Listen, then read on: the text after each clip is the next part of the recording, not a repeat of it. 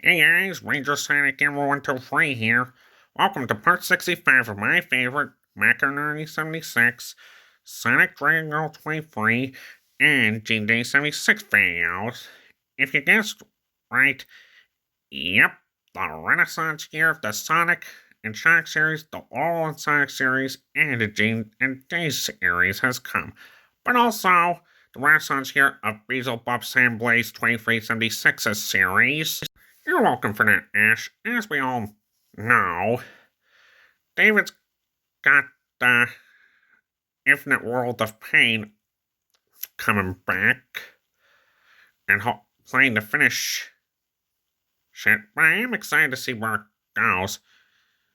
See what everyone's series. So wait, it's everyone's Renaissance year. Yeah. That sounded a bit, I don't know. Yeah. And joining the Laurel and Sonic series, as Laurel announced near the end of 2025, which was an absolute horrible year for a lot of people, that Ratchet would be joining the Laurel and Sonic series. No, no, no. I meant the Lombarix from Ratchet and Clank, not the Autobot medic. Get that off. Good gosh. Can't be the only victim who's been fallen to that. Can I? Yeah, I can't be the only person who's fallen victim to that coincidence.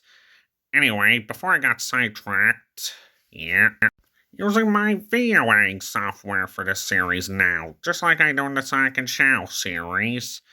You guessed it, for introductions and in-between video messages I always do in this series. I've heard a lot about Ratchet and Clank, but I haven't played any of the games. Sorry, but the good news is it's on PlayStation, so I plan to play the Ratchet and Clank games, especially the new one on PS5. So no? Never mind. On to the first video. Last time we covered Avatar, and now we're here to take a look at the third entry in James Cameron's saga about a human who became part of a tribe of blue aliens and swears to defend them from genocidal humans. Avatar, Fire, and Ash. Oh joy, here we go again with the wolf boy picking on my name being Ash. Somehow I knew that my fine Ash would come in because of the title of this movie being Fire and Ash. But what do you expect, Davey? You often compare me to Ash Ketchum, Ash Melee, and Ash from Evil Dead. How would you feel if I called you David from Lilo and Stitch and David and Goliath? I honestly would laugh my ass off. You get the blue shell nuke. Come on! I best be going. Be sure to subscribe to Beelzebub Sam Blaze 2376. See you later.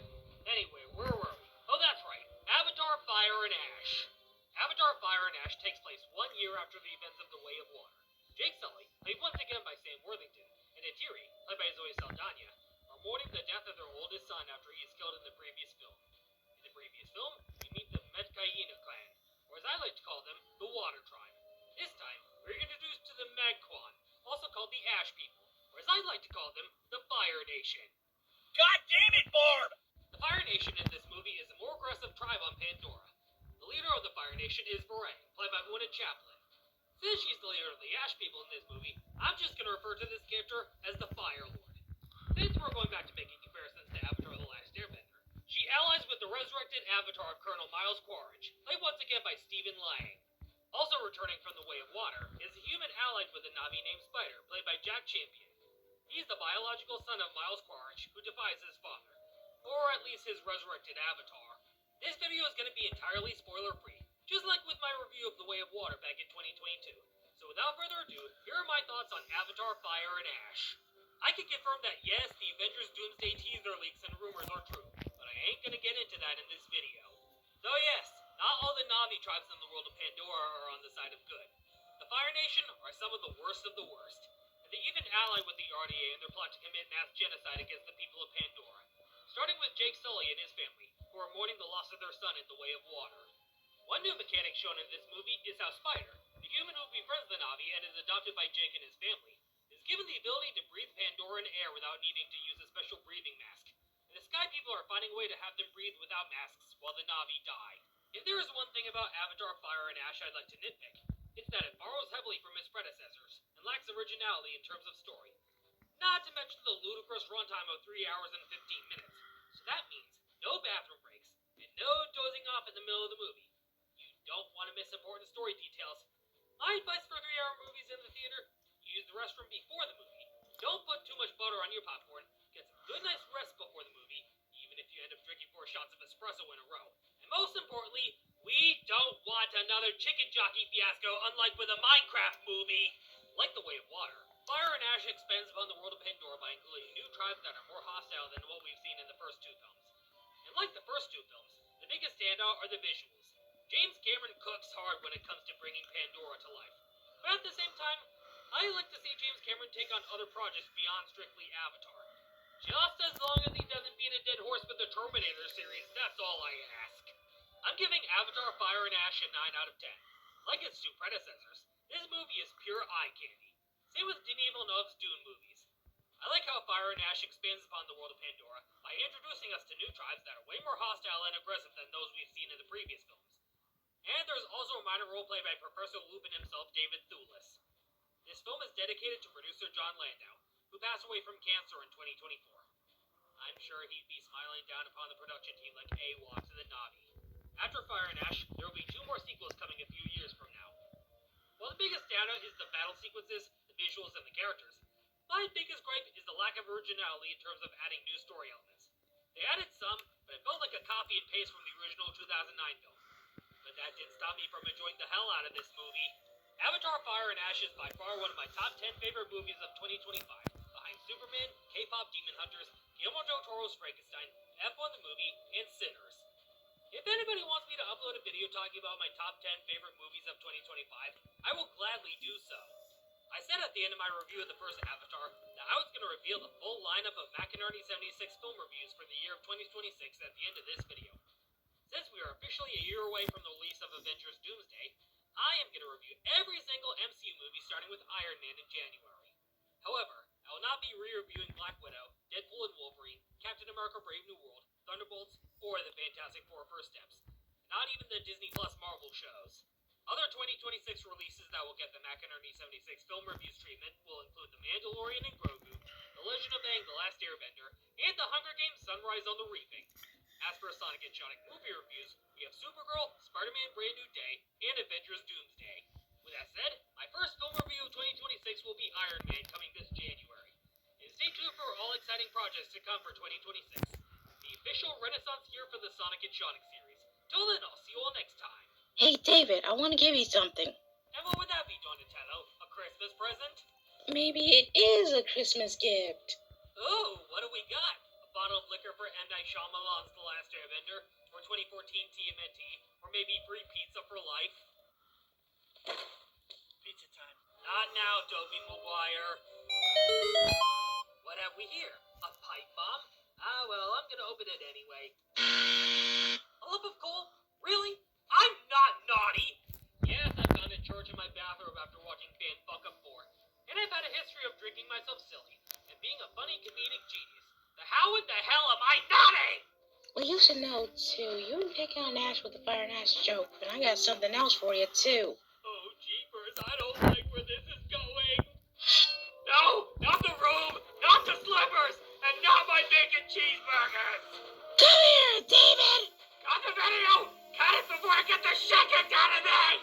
That's what you get. Also, by the way, there is a movie playing called David, so get ducked on. You're not sans, my fine Ash. Donnie, execute Order 76. Stay tuned for my upcoming review of Iron Man coming this January. Hey, watch the robe. If you so much as mother plus bucket. Oh, great. Now you're making me curse like Bill Murray. Until then, I'll see you all next time. Oh, my wolf nugget. Ha! Get wrecked, David of House Wolf. Although sometimes may have slept in teasing Ash with the Fire and Ash jokes. Sometimes. But I'm not going to get into that story any further. But yes, that's what happens when you tease Ash with Avatar Fire and Ash. He calls 2376 Donnie to beat you up with his bow. Yep. I do admit, Avatar Fire and Ash is a good movie. I'm not gonna lie. But that's what you get when you bring up that movie in front of Ash, because there's the word Ash in it. I call them the Fire Nation just to avoid triggering Ash, because I do not want 2376 Donnie beam me up. Anyway, before I move on to the next video, there's a special surprise. An extra surprise. First time in this series. Play the video. Eugene the Scarlet Fox here, and I've got another song. Yep, Ash's reaction to the anti-Taco Theft songs, while 2376 nights per reaction by Ash. Yeah, you see, I've been meaning to include one of Ash's as part of a bonus in this series. I thought I'd save it for New Year's, but also as an early birthday gift. Again, you're welcome, Ash, but credit for that reaction video to the anti-Taco Theft songs goes to Basil Bob Sandblaze 2376, aka my good friend Ash. Yep. Happy early birthday, Ash. Yep. A cover of that video in this series is an early birthday gift. Yep. But yes, for that, happy early birthday, Ash. And yep. Also, be sure to check out the pilot episode of Ash's series. It's very good. Anywho, with that early birthday gift out of the way, on to the next video.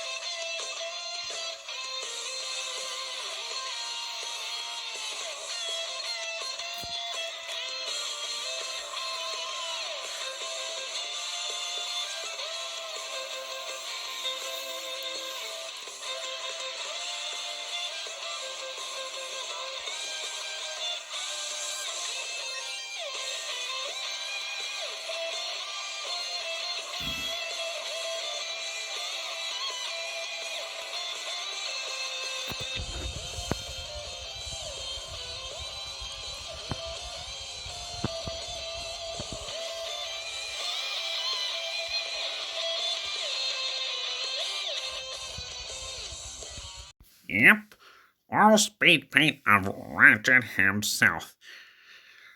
From what I've seen, Ratchet seems amazing.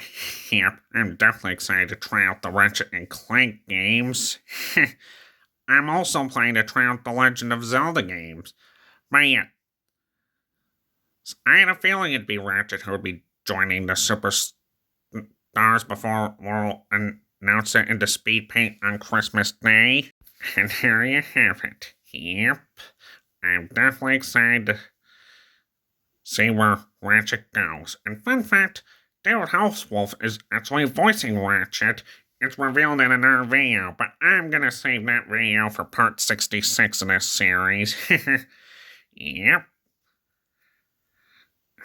Indeed. Anyway, on to the last video. Despicable creature at heart, you know. It's so difficult to really change. Difficult? Why look here, changing from bad to good's as easy as taking your first step. Put one foot in front of the other, and soon you'll be walking across the floor. Put one foot in front of the other, and soon you'll be walking out the door. You never will get where you're going if you never get up on your feet. Come on, there's a good tailwind blowing. A fast walking hero is hard to beat. Put one foot in front of the other, and soon you'll be walking across the floor. Put one foot in front of the other, and soon you'll be walking out the door. If you want to change your direction, if your time of life is at hand, well, don't be the rule, be the exception. A good way to start is to stand. Put one foot in front of the other, and soon you'll be walking across the floor. Put one foot in front of the other, and soon you'll be walking out the door. If I want to change the reflection I see in the mirror each morn. Oh, you do? You mean that it's just my election? Just that. To vote for a chance to be reborn?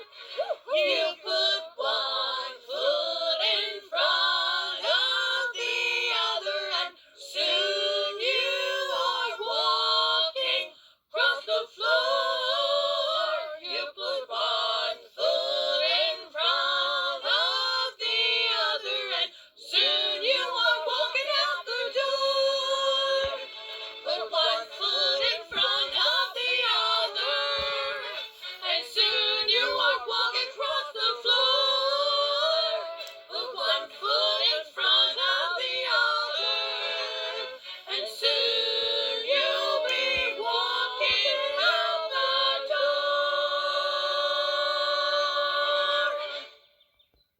You're probably thinking, Ranger, why a Christmas cover?